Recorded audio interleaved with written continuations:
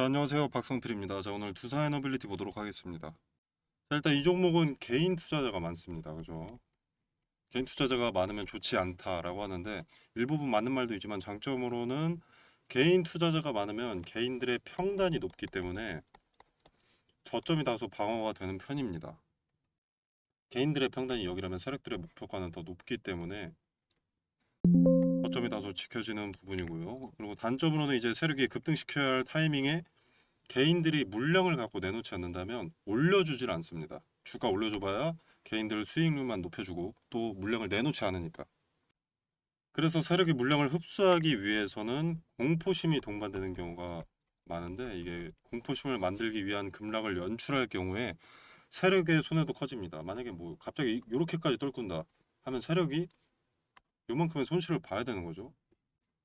이렇게 싼값을 만들려면 낮은 가격의 매수 매도를 반복을 해야 되는 거니까. 그 리스크를 세력이 감당하지 않는다면 지독한 기간 조정으로 갑니다.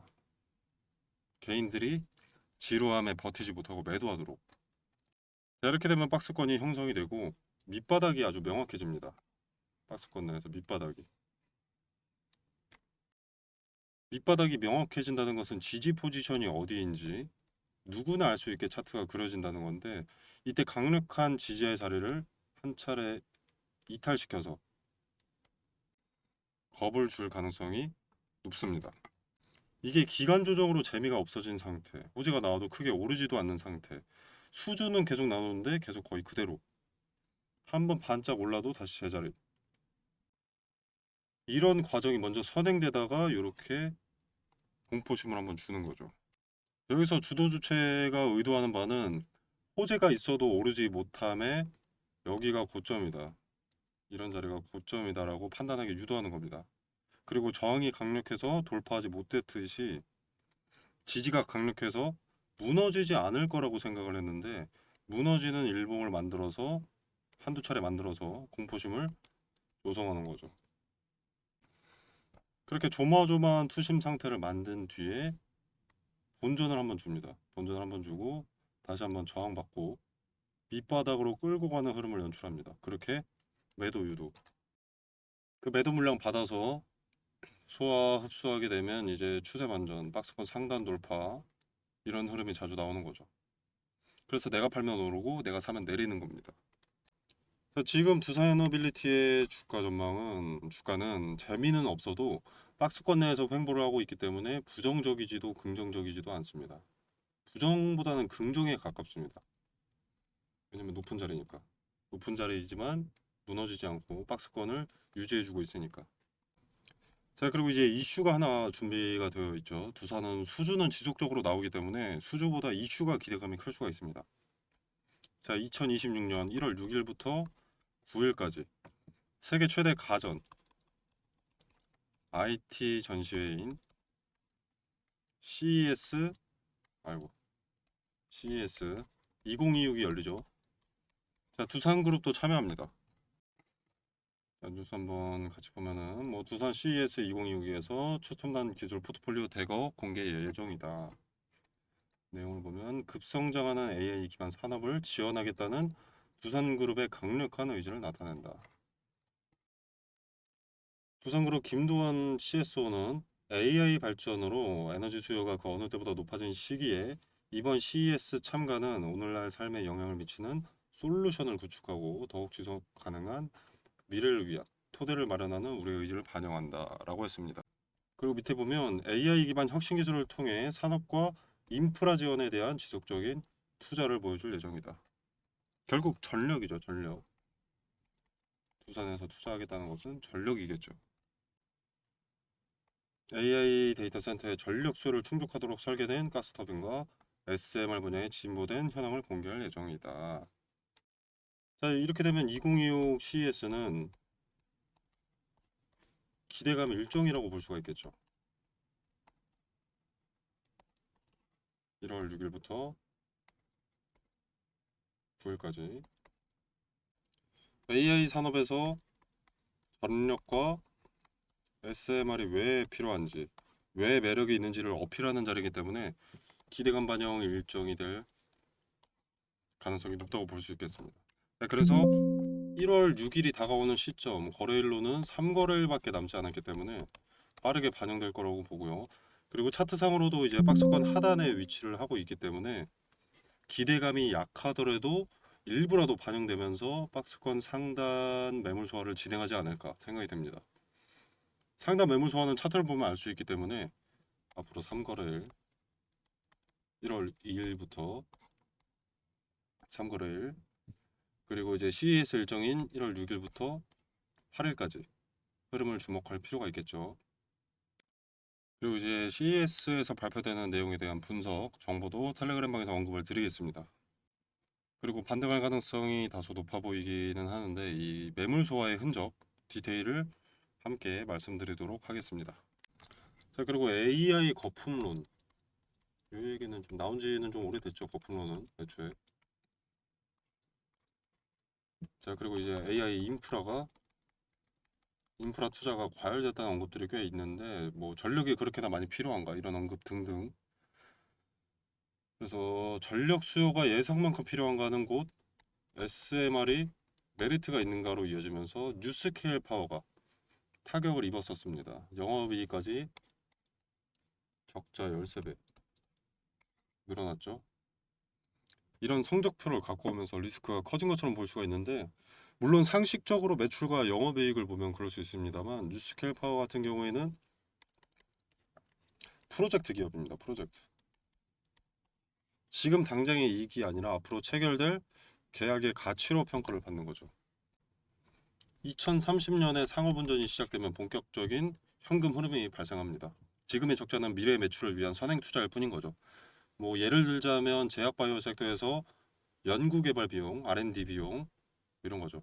약을 개발하는데 비용이 먼저 소모가 되고 시판을 승인받으면 이제 판매로부터 돈이 들어오기 시작하는. 그래서 적자가 선행되고 이제 흑자로 전환되는. 그렇기 때문에 프로젝트 기업에게 당정의 실적을 보고 거품이다 라고 하는 것은 전혀 설득력이 없는 소리라는 겁니다. 자, 엔비디아 젠슨 황 앞으로 6, 7년간 소형 원자로가 SMR이 많이 건설될 것이라고 언급한 바 있습니다. 뭐 젠슨 황의 말이라고 무조건 정답인 것은 아닐지 몰라도 AI 산업 최전선에 있는 젠슨 황이 공개적으로 언급을 했다라면 AI 산업에 필요한 필수 요소로 전력을 꼽는다는 것이라고 봅니다. 그래서 AI 산업은 거품일 수가 없다라고 생각합니다. 제가 뭐 전문가는 당연히 아니지만 글로벌 대기업들의 행보가 기술의 초입 단계에서 선점하기 위한 경쟁이 그걸 말해주고 있다고 생각합니다. 마이크로소프트, 구글, 아마존, 메타, 애플, 엔비디아, IBM, 오픈 AI, 인텔, 테슬라, 알리바바, 디즈니, 삼성, SK, LG, 현대차그룹, KT, SKT, 네이버, 카카오 전 세계에 영향을 끼치는 대기업들이 투자한다는 이유가 있고 이들의 투자가 결실을 맺게 되면 결과물이 나오게 되면 그때 결국 전력은 필요할 수밖에 없습니다. 이들의 결과물이 나올 게 4년, 5년 뒤니까 어림잡아. 그러니까 지금 SMR 수주가 들어오는 거 아니겠습니까? SMR도 그 정도 걸리니까. 자, 미래 결과 AI가 거품일지 전력 수요가 모자라지 않을지 그 누구도 알 수 없습니다만 기업들은 4, 5년 뒤 AI 산업의 가치들을 높이 사고 지금부터 투자하고 있습니다. 그리고 완성된 기술에 전력이 필요할 것으로 생각되어서 SMR 투자도 현 시점부터 시작이 되고 있고요. 자, AI 기술이 4, 5년 뒤에 완성이 됐는데 전력이 부족해지니 30년에 부랴부랴 SMR을 건설하기 시작하면 늦지 않습니까? 그래서 AI와 전력은 동시에 개발하고 망해도 같이 망할 수밖에 없다는 겁니다. 즉 거품일지 아닐지 모르는 현 시점에서는 리스크를 우려할 필요가 없는 단계다. 그리고 AI 산업의 발전은 발전하면 발전할수록 전력 수요 증가로 이어지게 됩니다. 챗 GPT 같은 생성형 AI에서 행동 AI로 범위가 확장되듯이 발전하면 발전할수록 범위가 확장될 것이고 그러면 그럴수록 전력 수요는 증가할 겁니다. 그렇기 때문에 SMR이 거품이 될 수는 없다고 생각합니다. 자, 엔비디아의 끝모르던 상승 마치 코인 같은 상승은 GPU 수요는 증가하는데 공급 부족 예측에 폭등을 했던 겁니다. AI 시대의 전력이 수요에 비해서 공급이 적다면 그때는 어떻겠습니까? 자, 그리고 어떤 섹터든 초반에는 그 기술에 주목을 하지만요. 장기적으로 오래가는 것은 필수 자원입니다. 우리 2차 전지 한번 생각해 보시면 뭐 양극재, 음극재, 어쩌고 저쩌고, 뭐 배터리에 집중하고 뭐 어쩌고 저쩌고, 이것도 배터리 부품이죠. 아무튼 근데 이런 것들이 주목받다가 결국에는 필수 자원인 리튬이 폭등했습니다. 리튬 관련주가 폭등하고 리튬 값이 천정부지로 치솟고, 자, 하물며 이 리튬은 전기차 배터리에 필요한 필수 자원이었고요. 전력은요, 우리 일상에 필요합니다. 자, 뭐 SMR 없다고 뭐 형광등 못 켜고 전기 없이 살아야 되고 그런 건 아닌데요. 데이터 센터가 원활히 돌아가지 않으면 뭐 와이파이 다 같이 사용해서 느려지는 것 마냥 속도가 느려진다거나 전기 사용 제재가 권고된다거나 뭐 무료 AI 서비스는 특정 시간에만 가능하다거나 그리고 고성능 AI는 유료 플러스 뭐 전력 우선권 뭐 이런 식으로 간다거나 AI 서비스가 뭐 항상 가능하지 않다거나 요금이 비싸진다거나 뭐 이런 문제가 발생될 수 있습니다. 우리의 손과 발이 두뇌를 대신하기 위해서 발전하는 건데 규제나 제재가 많아지면 가치가 떨어질 수밖에 없겠죠. 자, 챗GPT도 하나 물어보는데 답변이 15분 걸리면 그냥 안 쓰고 맙니다. 그죠? 대답이 기깔나도 한 달 40만 원이면 그냥 멍청하게 사고 맙니다. 그죠? 그래서 전력 인프라가 반드시 필요한 겁니다. AI를 사용함에 있어 애로사항이 크지 않아야 쓸모가 있겠죠. 자, 쓸데없는 말을 좀 많이 한 것 같은데 핵심을 다시 한번 정리를 하자면 현재 박스권을 형성하고 있고 박스권 하단에 지지를 받은 상태, 하락 추세에서 나타나면 추세 반전으로 해석되는 영망치형 캔들, 그리고 기대감 일정인 CES 2026이 코앞으로 다가왔다.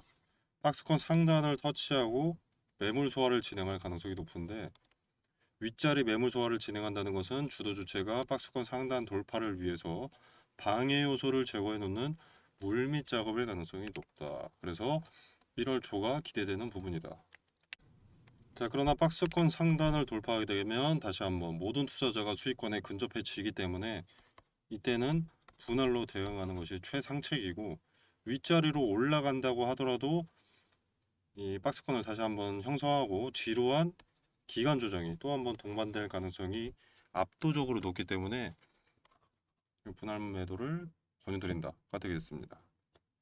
자, 타점이 어디가 유효할 거라고 생각이 되는지 그리고 타점을 잡은 근거는 무엇인지 관련된 디테일은 텔레그램 방에서 언급을 드리도록 하겠고요. 이 부분은 실시간으로 말씀드려야 대응에 참고가 되시기 때문에 들어오셔서 근거를 지켜라도 보시길 바라겠습니다. 자, 텔레그램방 참여는 영상 설명란에 보시면 여기 더보기 버튼이 있습니다. 이 버튼을 누르시면 이렇게 링크를 기재를 해뒀고요. 자, 이 링크를 타고 들어오시면 자, 이런 창이 하나 뜹니다. 원하시는 혜택, 뭐 매매 기법, 종목 등 공시 분석 원하시는 거 눌러주시면 되겠고 뭐 중복 체크도 상관없습니다. 자, 그리고 링크를 초대받으실 전화번호 남겨주시고 제출을 눌러주시면 텔레그램방 링크를 보내드리도록 하겠습니다. 자, 그리고 종목 추천도 드리고 있는데 수익률 같은 건 뭐 텔레그램 켜서 보여드리기도 설명하기도 귀찮습니다. 수익률이 뭐 대단하다, 말도 안 된다 이런 말씀을 드리는 게 아니고요. 과거 수익률이 어땠는지 보여주는 것 자체가 무의미하고 내 자랑밖에 안 되기 때문에 쓸데없다고 생각합니다.